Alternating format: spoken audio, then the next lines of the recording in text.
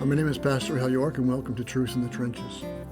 Today we're going to be in Proverbs chapter 6, verses 1 and 2, or really 1 to 4. And these are verses we've looked at in the past, but they're very important, I think especially in our day and age that we're living in. And I think it'd be good just to review them one more time. And the verses say this: "My son, if you have put up security for your neighbor, have given your pledge for a stranger, if you were snared in the words of your mouth, caught in the words of your mouth." And so the father here is very concerned about a decision his son may or may not have made, but if he has made it, he's going to be urging him to do something about it. And sometimes under the banner of helping out a friend or a neighbor, or as an act of what we perceive to be kindness or feeling sorry for someone, we can put ourselves in very precarious situations. And that's what we have here in front of us. Yes, we meant well. Our motives were pure. But good intentions and pure motives do not always add up to wise decision-making. Case in point, our verse before us. What has happened is that the son has co-signed a loan for someone, a neighbor, a friend, or even a stranger.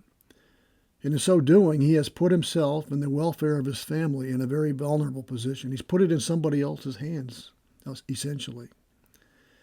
If this person defaults on the loan, the son's going to have to come good for it. And that could put the son in a position he's not prepared to handle financially.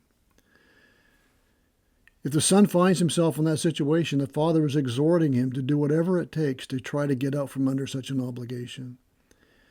If he signed a document, it is a legally binding agreement. The loan has been issued, so it's not going to be an easy thing to do.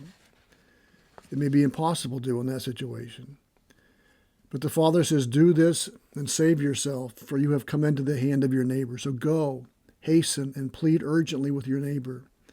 Give your eyes no sleep and your eyelids no slumber. Save yourself like a gazelle from the hand of the hunter, like a bird from the hand of the fowler. And this may imply that a document hasn't been signed yet, the loan has not yet been taken out, but the son has co-signed, and they're getting ready to enter into this agreement, and his father is warning him to go and do whatever you can do to get out from underneath this commitment you're making to this person. The only way out is to go talk to your neighbor. Go, and he says, hasten, plead urgently, because the father understands the seriousness of what his son has done. He needs to do whatever he can do and as quickly as he can do to remedy the situation. Now, he's not telling his son to be irresponsible.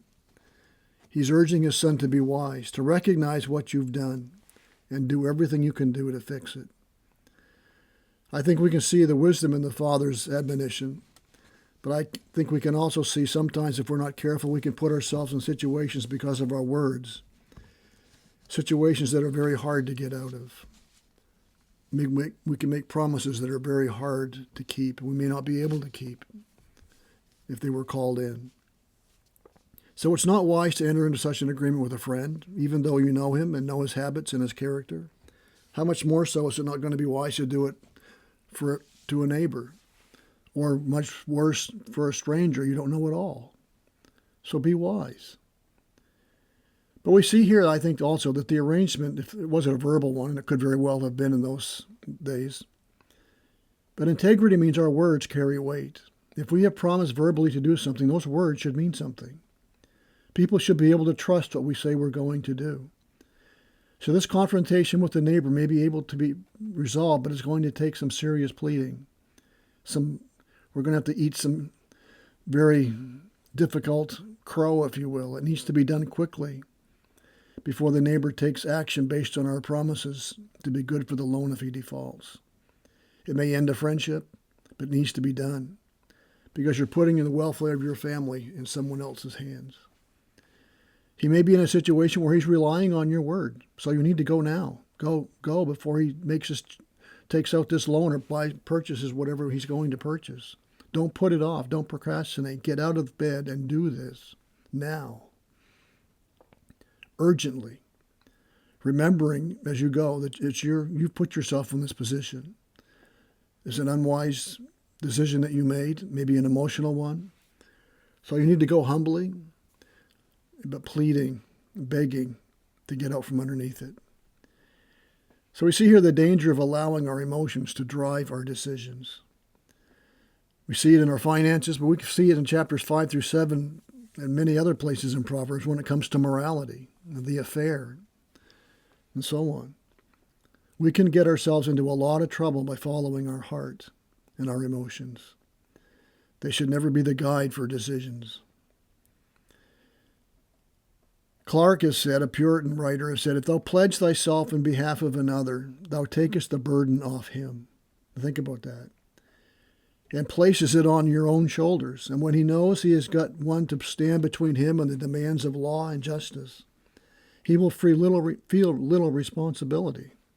His spirit of exertion will become crippled. So you see the problem? You've taken the burden off this other person to work hard to repay the loan. Suddenly he feels a relief because you're there to be between him and the collection agency, if you will.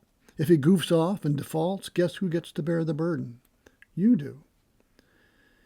Now, the security being offered here maybe not for past debts, but it may look more like a line of credit.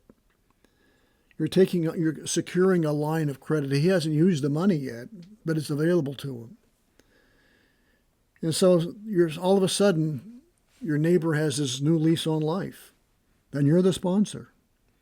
You look over the fence and he has a new car. He bought a boat. His wife's wearing all new clothes. And suddenly he's walking around with a smile on his face. This burden has been lifted because he knows he has nothing to worry about. If he can't make the payments, then guess who gets to do it for him? You do. No, it doesn't mean this will always happen, but the danger is always there. So not knowing, avoid such commitments at all costs because you're putting yourself and your family in a situation you may not be able to dig yourself out from under. So if you find yourself in such a situation, do everything you can do to get out of it. Be wise with your promise. Be wise with your words. Avoid hasty emotional decisions. Bring in other people as counselors to help you. Is this a wise thing to do? And I think we see here from verses 1 through 4, this kind of an arrangement is not a wise situation to get yourself into. So I trust this gives us something to think about, and maybe nobody here is entering into this kind of a situation. But if you are tempted to someday, there may be a lot of tears shed if you say no. And it may end a friendship if you say no. The Proverbs tells us it's a wise thing to do. And so may this truth guide us and guard us in the trenches of life as we seek to live our lives for the glory of God and the good of others. May God bless.